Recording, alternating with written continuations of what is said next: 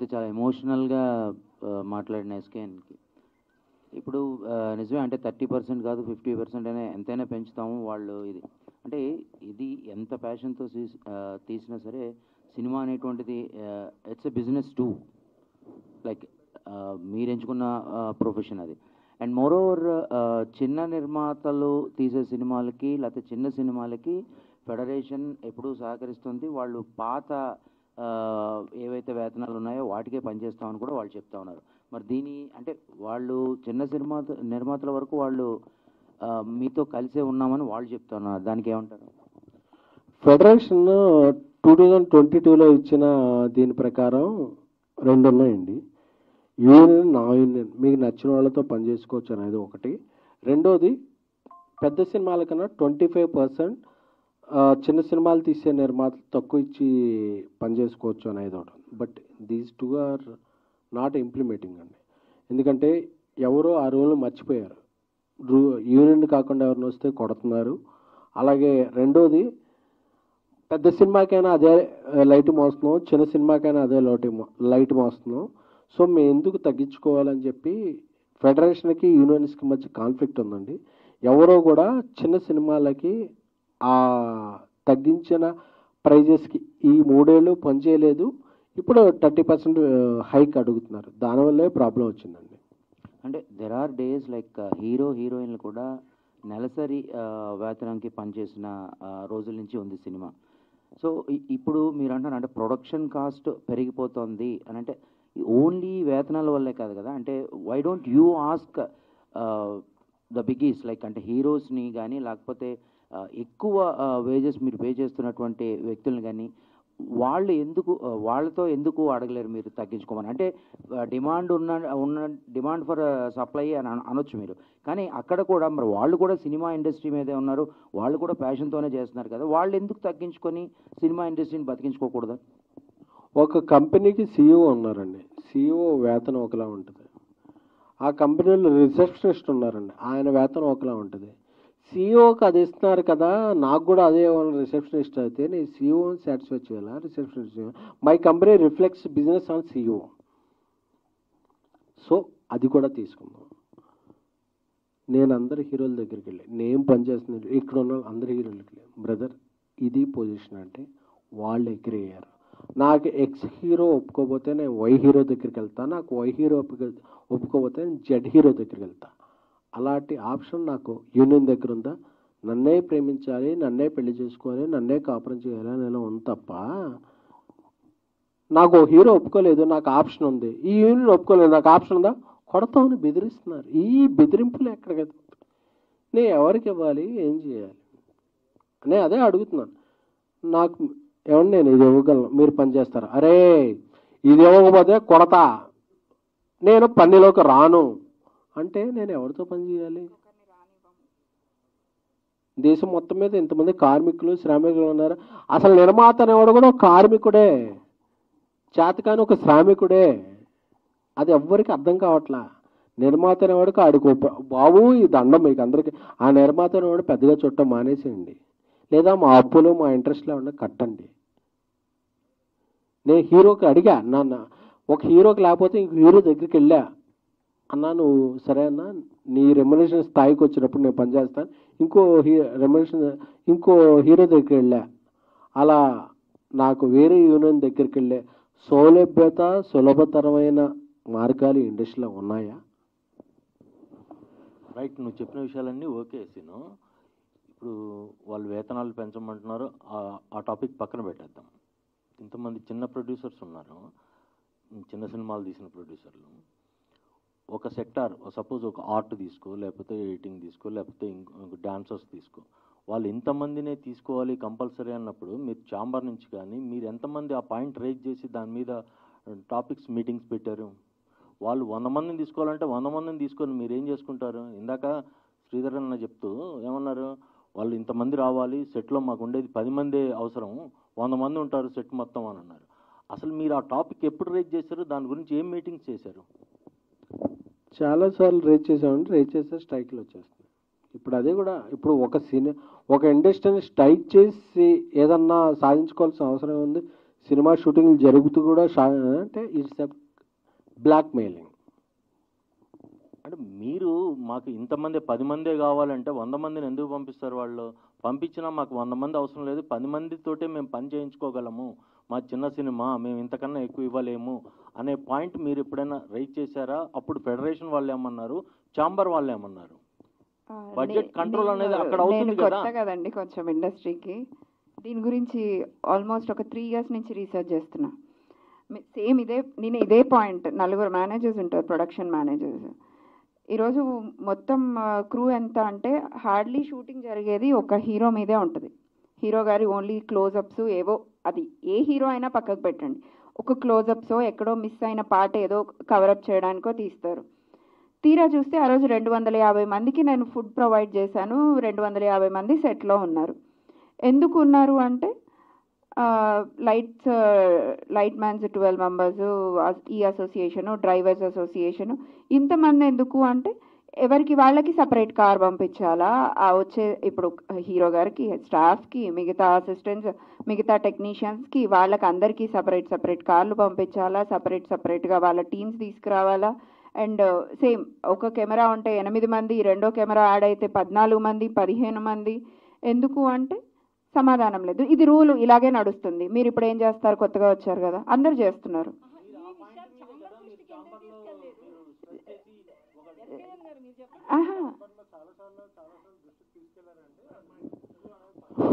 చాలాసార్లు ఇది ఛాంబర్లో ఇది పెట్టండి. ఇప్పుడు నేను ఒక సినిమా చేస్తున్నా, నా యూనిట్లో ఒక 125 members ఉన్నారు. మీ అందరం అబ్రాడ్ షూటింగ్ వెళ్తున్నాం కదా, ఎంతమంది ఉంటారు? సార్ 40 to 60 members మధ్య మనం ఇది చేస్తామండి అన్నారు. అదేంటి, మామూలుగా 125 members, ఇంపార్టెంట్ పీపుల్ మాత్రం తీసుకెళ్దాం అంటే, నేను ఒక విదేశాల్లో షూటింగ్ చేయడానికి మాత్రం 40-60 మంది మెంబర్లు సరిపోతారు. నేను ఒక లోకల్లో షూటింగ్ చేస్తే 125 అంటే మిగతా వాళ్ళు అవసరం లేదా అంటే నా మీద బలవంతంగా రుద్దపడుతున్నారా ఏంటి అనేది తెలుసుకోలేని పరిస్థితుల్లో ఒక నిర్మాత ఉన్నాడు. అంటే నేను విదేశాల్లో షూటింగ్ చేయబోతే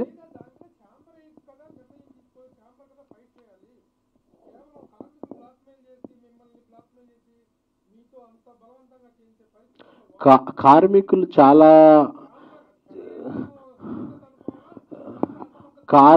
చాలా నిబద్ధతతో వాళ్ళకి వచ్చేదంతా వాళ్ళు ఇది ఉన్నారండి. కార్మికుల సంఘాల అధ్యక్షులు వాళ్ళు ఎవరైతే కేసుల్లోనూ వాటిలోనూ ఉంటారు కదా సార్, వాళ్ళు ఈ ప్రొడ్యూసర్ కౌన్సిల్ మీద వాటి మీద చేస్తున్న రోబాబు మాకు తెలియని జాబు ఇది. మేము ఇలా చేస్తున్నాం అనేది మాకు అర్థం కావట్లా. ఎందుకంటే ఈరోజు రేపటి నుంచి షూటింగ్లు అయిపోతాయి మండే నుంచి అనుకుని నిజంగా ఒక డైలీ లేబర్ వైబర్ ఎంతమంది ఉన్నాం అనుకుని చెప్పి ఒక ప్రైజ్ని పెంచి పాప నిజంగా కష్టపడే వాళ్ళు కదా అని చెప్పాం. 24,000 మంది అని కొంతమంది 40,000 మంది ఈ అసోసియేషన్లో ఉన్నారంటే ఒక 1000 మంది నిరసనకు వచ్చారంటే మిగతా వాళ్ళకి ఇంట్రెస్ట్ లేదా, లేకపోతే వాళ్ళు ఒప్పుకోలేదా, లేకపోతే వాళ్ళు ఈ పెత్తందారుల పైన ఉండే అసోసియేషన్ హెడ్స్కి తలొగ్గారా అనేది తెలుసుకోవాలండి. ఫెడరేషన్ వాళ్ళు చెప్పేది ఏంటంటే మీరు విడగొట్టారు ప్రయత్నం చేస్తున్నారన్నారు.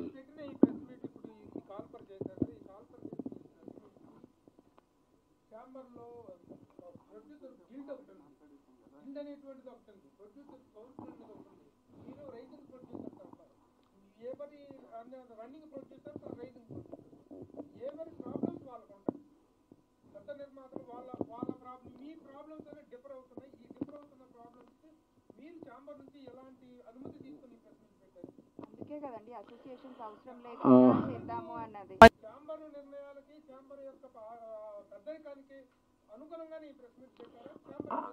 నేను వేజెస్ ఇంక్రీజ్మెంట్ అని ఒక యూట్యూబ్లో సెర్చ్ కొడితే ఒక 30 వీడియోస్ కార్మికులు వచ్చినాయండి.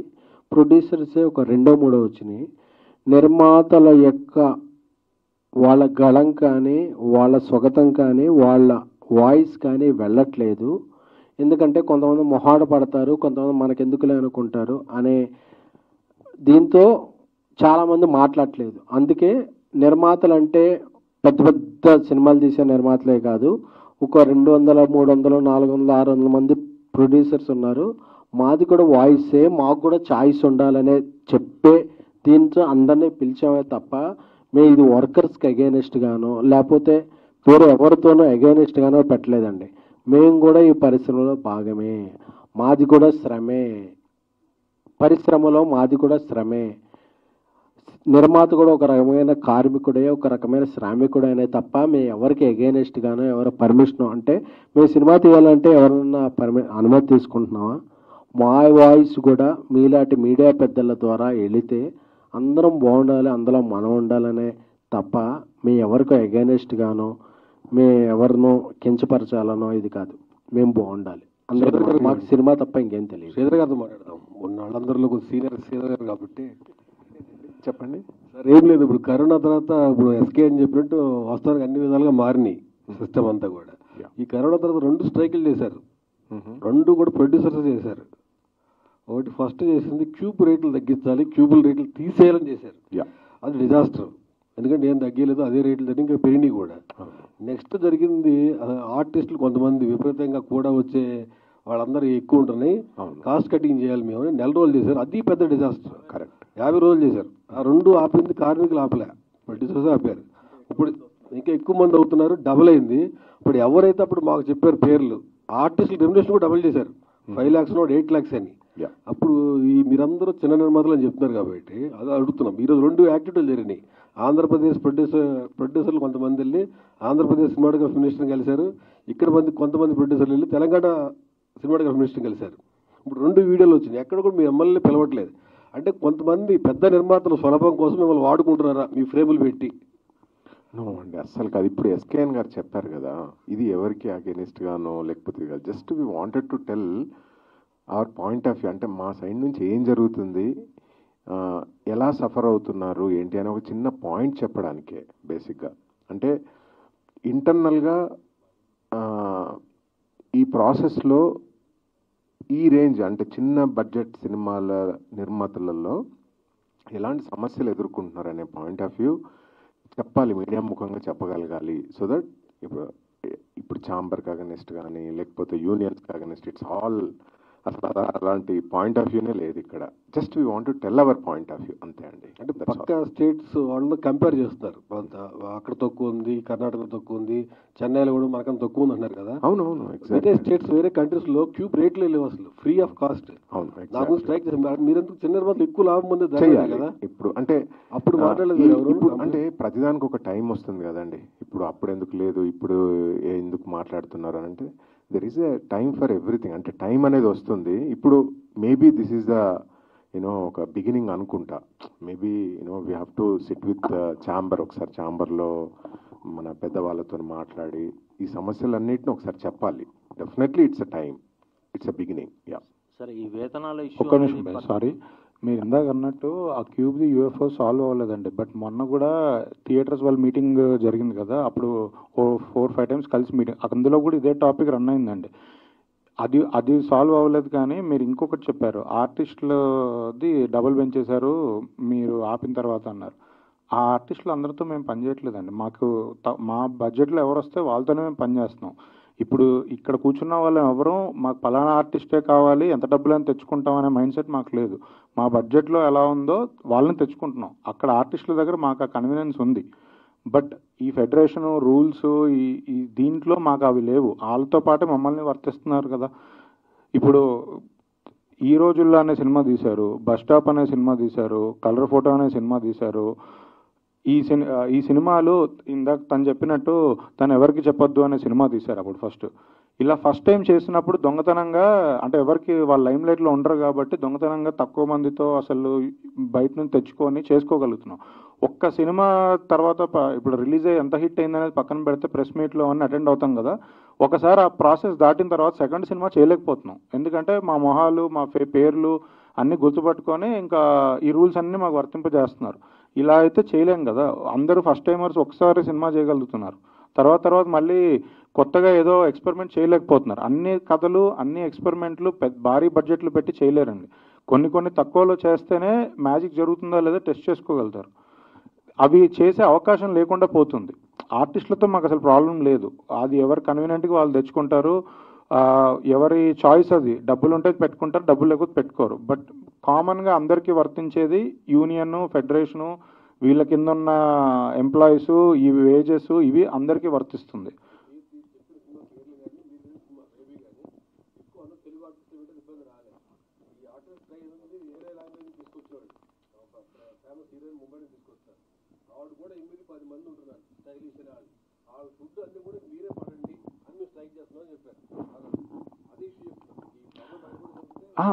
అప్పుడు ఆ ఇష్యూ జరిగింది కరెక్టే, కానీ అది చాయిస్ ఉంది మనకి అంటున్నా. ఇప్పుడు నాకు దానికి సొల్యూషన్ వచ్చిందా, ఎంతమంది మారిపోయారు అనేది మీ క్వశ్చన్. బట్ నా పాయింట్ ఏంటంటే అది మారడం పక్కన పెడితే ఆ చాయిస్ ఉంది.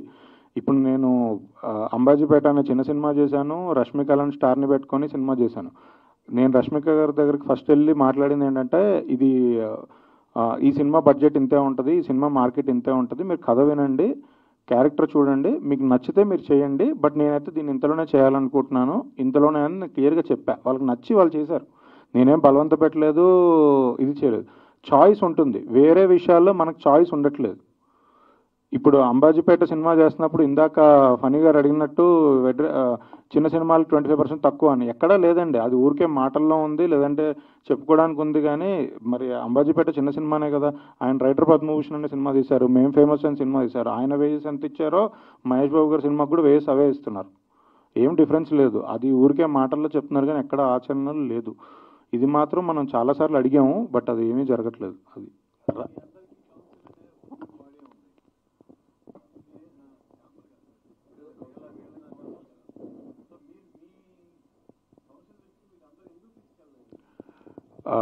కౌన్సిల్ దృష్టికి మేము తీసుకెళ్ళకపోవడం ఏం లేదండి. కౌన్సిల్ దృష్టికి మేము తీసుకెళ్ళాము, మీటింగ్లు జరిగిన ప్రతిసారి ఈ పాయింట్లు మాట్లాడుతున్నాము, మాట్లాడలేదని కాదు.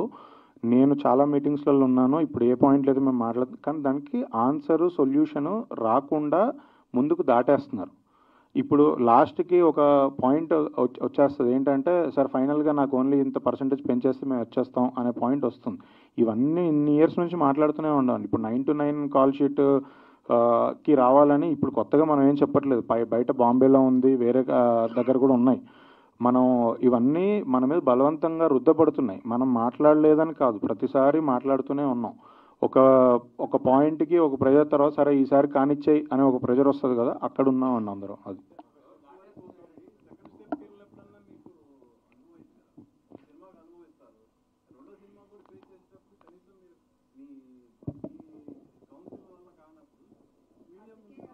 అదే అడుగుతున్నాం కదండి. ఇప్పుడు రూల్స్ బుక్స్ అనేది పక్కన పెట్టి ఇప్పుడు నాకు నచ్చిన కథ నేను సెలెక్ట్ చేసుకొని సినిమా తీసే అవకాశం నాకు ఎలా ఉందో, నాకు నచ్చిన ఆర్టిస్ట్తో సినిమా తీసే అవకాశం నాకు ఎలా ఉందో, అతను ఒక సాఫ్ట్వేర్ బ్యాక్డ్రాప్ నుంచో ఎక్కడి నుంచో వచ్చిన ఒక డైరెక్టర్ ఒక మంచి కథ చెప్తే అతనితో సినిమా తీసే అవకాశం ఆప్షన్ మాకు ఎలా ఉందో, ఎవరితో పనిచేయాలి, ఎంత వేజెస్ పే చేయాలి, దాని టైం అవర్స్ కానీ ఇవన్నీ మాకు చాయిస్ ఉండాలి అనేది మా ఇది. ఇప్పుడు మేము మళ్ళీ అందరు రూల్ బుక్ల ప్రకారమే మీరు వాళ్ళతో మాట్లాడారా, వాళ్ళు నుంచి అప్రూవల్ వెళ్ళిందా, ఇది అంటే ఇంకా అర్థమే ఉంది.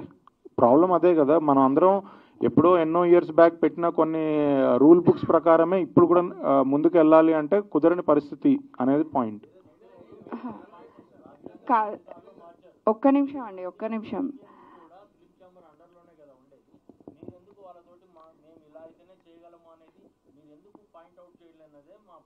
మొన్న ఆల్రెడీ చెప్పారు కదండి, ప్రొడ్యూసర్ కౌన్సిల్ ఛాంబర్ నుంచి అన్నిసార్లు లెట్ మీ ఫినిష్ మేము నేను ఇంటర్నల్గా పర్టికులర్గా పక్కకు పెడితే ప్రొడ్యూసర్స్ అందరూ ఈ బర్నింగ్ ఇష్యూని ఎన్నిసార్లు డిస్కస్ చేస్తున్నారు. ఒక పేషెన్స్ లెవెల్ దాటింది కాబట్టి ఇప్పుడు యూనియన్స్ లేకుండా మేము ముందుకు వెళ్ళాలి అని మొన్న ఛాంబర్ నుంచి గిల్ నుంచి ఒక ప్రెస్ నోట్ రిలీజ్ చేసాం. We're free to work with anybody who has talent. So దానికి అనుగుణంగానే కదా ఇప్పుడు ఇంత స్ట్రైక్ జరుగుతుంది. మూవీ షూటింగ్స్ అన్నీ ఆపుకోవాల్సి వచ్చింది, జరుగుతున్న షూటింగ్స్ని ఆపారు. సో ఇవన్నీ ఇలాంటి వాటికి భయపడి, ఎగ్జాంపుల్ మొన్న ప్రభాస్ గారు షూటింగ్లో ఉన్నారు, ఆపలేరు. ప్రొడ్యూసర్కి అది పీకల మీద కత్తి, ఎలా ఆపుతారు? తెచ్చుకోవాలా, మేము ఎక్కడి నుంచి అయినా తెచ్చుకొని ఆ రోజు షూటింగ్ కంప్లీట్ చేయాల్సిందే. ఇఫ్ నాట్ మళ్ళీ ఇంకొక 1 month 10 days 15 days ప్రభాస్ గారి కాల్ షీట్ దొరకదు. ఎలా చేస్తారు ప్రొడ్యూసరు?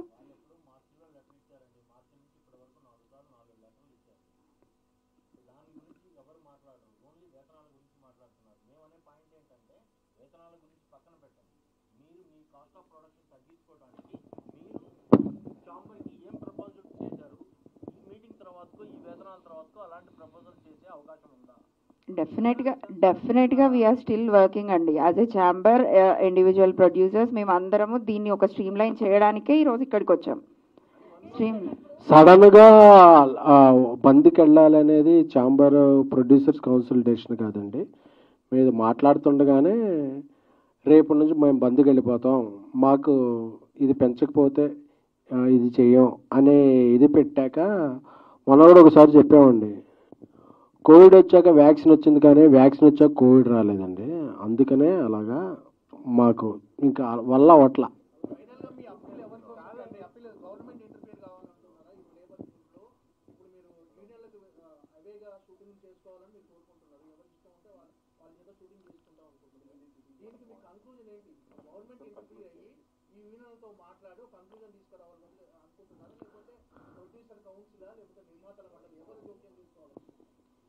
ఇది గవర్నమెంట్ తీసుకుంటారా, ప్రొడ్యూసర్ కౌన్సిల్ తీసుకుంటారా, ఎవరు సుప్రీం ఎవరు బాస్ అనేది తెలియదండి. అందరూ బాగుండాలి. ఇప్పుడు ఇండస్ట్రీ బాగుండాలంటే మాకు నచ్చిన వాళ్ళతో, మాకు వచ్చిన వాళ్ళతో, మాకు తెచ్చిన వాళ్ళతో మేము పని చేసుకుంటాం.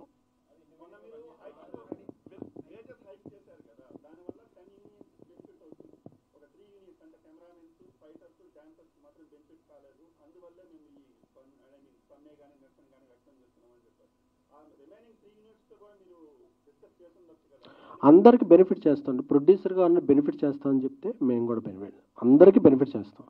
అందరికీ ఎవరు పెంచేస్తామంటే పెంచేస్తాం. బట్ అన్నీ పెంచేస్తాం కదా, పెంచేసిన తర్వాత ఆ డబ్బు ఎవరు ఇస్తారనే రెస్పాన్సిబిలిటీ ఎవరన్నా తీసుకుంటే వీఆర్ టేక్ ఏ రండి, అందరూ తీసుకోండి, మాకు కూడా ఇవ్వండి.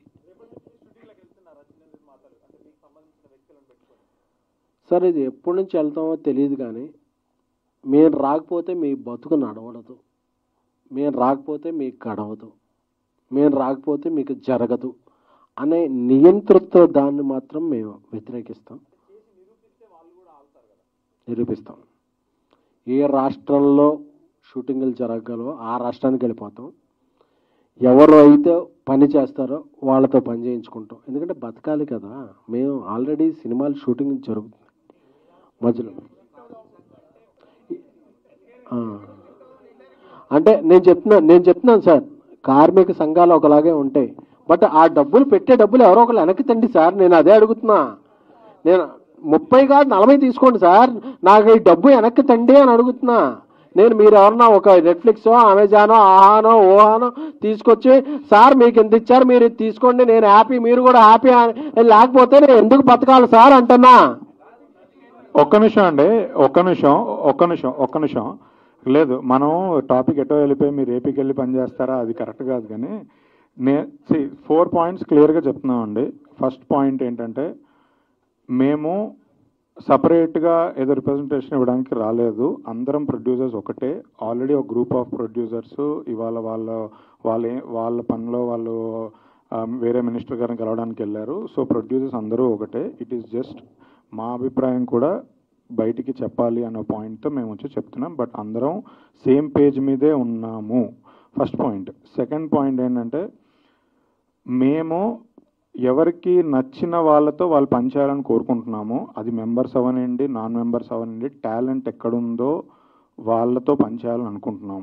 ఈ రూల్స్ రెస్ట్రిక్షన్స్ దయచేసి మాకు వర్తించేటట్టు చెయ్యొద్దు. మూడో పాయింట్, పేమెంట్ ఏ రోజు ఆ రోజు ఇవ్వాలి అని ఏదో స్టార్ట్ అవుతుంది. ఈరోజు ఎవరం బ్యాంకులం కాదు. ఎవరి దగ్గర ఇప్పుడు ఒక షెడ్యూల్ వేసుకుంటే 1 డేకి 2 డేస్కి షెడ్యూల్ వేయరండి. అదొక 10 డేస్కో 15 డేస్కో వేస్తారు. అవుట్డోర్కి వెళ్ళి షూటింగ్ చేస్తారు, ఇండోర్లో ఇక్కడ లోకల్లో చేస్తారు. ఎవరైనా ఏ రోజు ఆ రోజు పేమెంట్ ఇవ్వాలి అంటే ఇక్కడ డబ్బులు ఎవరి దగ్గర అలా రోజు బ్యాగ్ పట్టుకొని తిరగడం కుదరదు. సో దానికి ఒక టైం ఫ్రేమ్ ఉంటుంది. పలానా ఇన్ని రోజులకి ఒక పేమెంట్ షెడ్యూల్ లాగా రిలీజ్ చేయాలి. మీరు ఏ బిజినెస్కైనా వెళ్ళండి, ఎక్కడైనా ఉండండి, వెండర్స్ పేమెంట్లు చేసేది ఒక టైం షెడ్యూల్ ఉంటుంది. ఏ రోజు ఆ రోజు ఇచ్చేయండి అంటే మనం కిరాణా కొట్టు వ్యాపారం చేయట్లేదు. ఎందుకంటే మేము ఓటీటీలకి ఇచ్చినా, హిందీ రైట్స్ అమ్మినా, థియేటర్కి ఇచ్చినా, థియేటర్లో టికెట్ కొనుక్కొని చూసే డబ్బులు ప్రొడ్యూసర్ జేబుకి రావాలంటే కూడా ఒక 30 డేస్ సైకిల్ ఉంది. సో ఏ రోజు ఆ రోజు పేమెంట్ ఇవ్వడం అనేది కొంచెం అది ప్రాక్టికల్గా పాసిబిలిటీ లేదు. చెప్పడం చాలా ఈజీయే, కానీ ప్రాక్టికల్గా పాసిబిలిటీ కాదు. ఇది థర్డ్ పాయింట్ అండి. Fourth point call sheets. Fourth point call షీట్స్ది. ఇప్పుడు మార్నింగ్ 6 o'clock అని పెడుతున్నారు, అసలు అది ప్రాక్టికల్గా ఎవరు సెట్లోకి 6 o'clock రావట్లేదు. సో అది ఆ టైం ఫ్రేమ్, ఆ కాల్ షీట్ టైమింగ్స్ అనేది అనుగుణంగా ఎవరి సినిమాకి తగ్గట్టుగా వాళ్ళకి ఆ ఫ్లెక్సిబిలిటీ ప్రాబ్లీ వర్క్ అవర్స్ పేరు మీదనో మార్చుకుంటే బెటర్ ఉంటుంది. కొంతమంది లేట్గా చేసుకోవాలనుకుంటారు, కొంతమంది ఎర్లీగా చేసుకోవాలనుకుంటారు. ఇలా ఒకటే టైం ఫ్రేమ్ పెట్టడం వల్ల ప్రాబ్లం.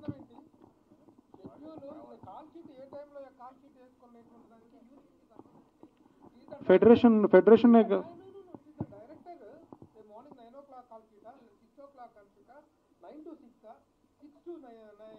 కాదండి, కాదు స్కెడ్యూల్ కార్మికులను ఏమని అడగట్లేదు.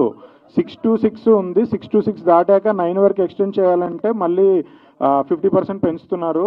నైట్ అయితే ఇదవుతుంది. దాని బదులు అసలు నాకు 6 to 6 అక్కర్లేదు. నేను 9 o'clock నుంచే షూటింగ్ స్టార్ట్ చేసుకుంటే 9 to 9 చేసుకుంటే నాకు వేజెస్ తగ్గుతాయి. అది మేము చెప్పే పాయింట్.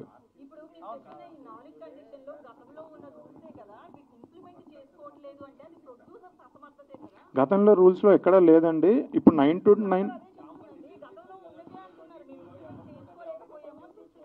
అదే నేను చెప్పింది. ఇంప్లిమెంట్ చేయించుకోలేకపోయామంటే నేను బలవంతంగా ఎవరన్నా కొట్టో చేయించలేను కదా. ఇప్పుడు మీరు ఒక మాట అంటున్నారు, మీరు కొత్త వాళ్ళతో చేయించుకోవచ్చు. నేను కొత్త వాళ్ళని పెట్టుకుంటే 5 నిమిషాల్లో అందరు పరిగెత్తుకొని వస్తారు. 5 నిమిషాల్లో అంబాజీపేట అనే సినిమా నేను చేస్తున్నప్పుడు ఇక్కడ నుంచి 100 మందిని నేను తీసుకొని అమలాపురం వెళ్ళి షూటింగ్ చేస్తున్నాను. అక్కడ ఎవరో ఒక పర్సన్ లోకల్లో కార్పెంటర్, అది ఇక్కడ కార్పెంటర్ రాలేదు టైంకి అని లోకల్లో కార్పెంటర్ని నేను పెట్టుకుంటే హైదరాబాద్ నుంచి పని కట్టుకొని అక్కడికి వచ్చి కూర్చొని బెదిరించి అక్కడ పని ఆపిచ్చారండి. షూటింగ్ అక్కడ ఒక 1 day అక్కడ షూటింగ్ ఆగిపోతే 100 మందికి ఉన్నారు. 100 మందికి మళ్ళీ నేను నెక్స్ట్ డే ఖాళీగా ఉన్న వేజెస్ ఇవ్వాలి. అది మా పెయిన్. మేము ఇన్సిడెంట్స్ ఆధారంగానే మాట్లాడుతున్నాం, ఊరికే అంటే వేగ్గా ఏం చెప్పట్లేదు. ఇది మా ప్రాక్టికల్ పొజిషన్. 100% తీసుకొస్తామండి. ఇది ఎప్పటి నుంచో జరుగుతున్న ఇష్యూ, ఇది కొత్తగా ఇవాళ స్ట్రైక్ అనేది ఒక స్పేస్ క్రియేట్ చేసింది మాట్లాడడానికి. బట్ ఈ స్ట్రైక్ అనే స్పేస్ లేకపోతే మేమేమి ఇలానే సరే అందరం చచ్చిపోయినా పర్లేదు కానీ ఏదో అందరినీ అదే దీపంలాగా వెలిగించిపోయేంత పెద్ద మనసు అయితే లేదు. ఇది వాస్తవంగా ఉన్న ప్రాబ్లం. ఈ స్పేస్ వచ్చింది కాబట్టి అన్నీ ఒకేసారి సమ్అప్ చేసి మాట్లాడుతున్నాం. అండ్ ఫర్దర్గా అయినా బెటర్ సొల్యూషన్తో వెళ్ళాలనేది ఉద్దేశం.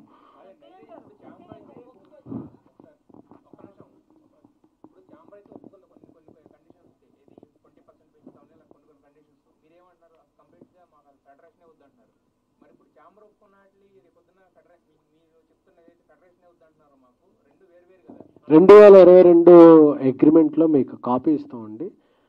ఎవరైనా సరే యూనియన్ ఆర్ నాన్ యూనియన్ మెంబర్స్తో ప్రొడ్యూసర్కి వాళ్ళకి నచ్చిన వాళ్ళతో పని చేసుకునే హక్కు ఉందనేది 2022లోనే ఆల్రెడీ సైన్ చేసిన డాక్యుమెంట్.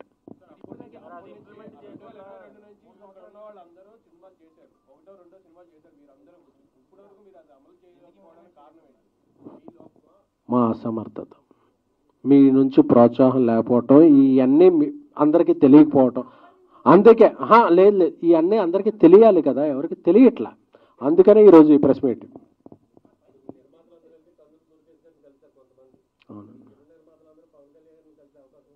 అది వేరే టాపిక్ అండి. అది కలిసింది మొన్న తెలంగాణ సీఎంని వాళ్ళందరినీ కలిశారు కదా, ఆంధ్రప్రదేశ్ సీఎం సిబిఎన్ గారిని వాళ్ళని కలవాలనే ఉద్దేశంతో ఆ అపాయింట్మెంట్కి వెళ్ళారు తప్ప దానికి దీనికి సంబంధం లేదండి.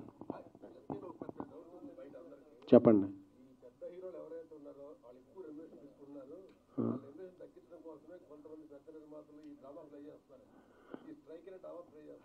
వాళ్ళు ఎప్పుడో తగ్గించారండి.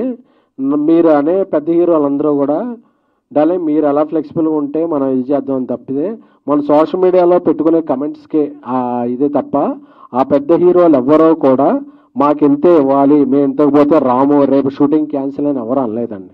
నువ్వు బాగుండు రోజు మనం ఏంటో చూసుకుందాం అనే తప్ప ఏ పెద్ద హీరో కూడా మన సినిమాని ఎలాగ ప్యాన్ ఇండియా తీసుకెళ్దాం, ప్యాన్ వరల్డ్ తీసుకెళ్దాం అని చూస్తున్నారు తప్ప నాకు ఎంతో పోతే నేను రాను, ఆయన కూడా రానివ్వను అనే దీంట్లో ఏ పెద్ద హీరో కూడా లేదండి. ఆ మిస్కన్సెప్షన్ అనేది మీడియాలో వెళ్తుంది కాబట్టి ఈరోజు, ఎందుకంటే మీరు హీరోలకు అంత ఇచ్చేస్తున్నారు, హీరోలు ఎవరు ఇచ్చేయట్లేదండి. వాళ్ళందరూ దగ్గర అడుక్కున్నాం సార్ మా పొజిషన్ ఓకే డన్ అంటున్నారే తప్ప ఎవరో కూడా ఇది అవ్వబోతే రేపు బంద్ అని ఏ హీరో అన్నా చెప్పాడండి.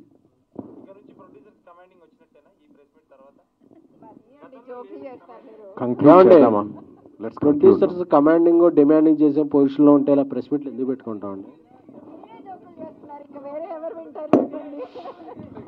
అన్నా?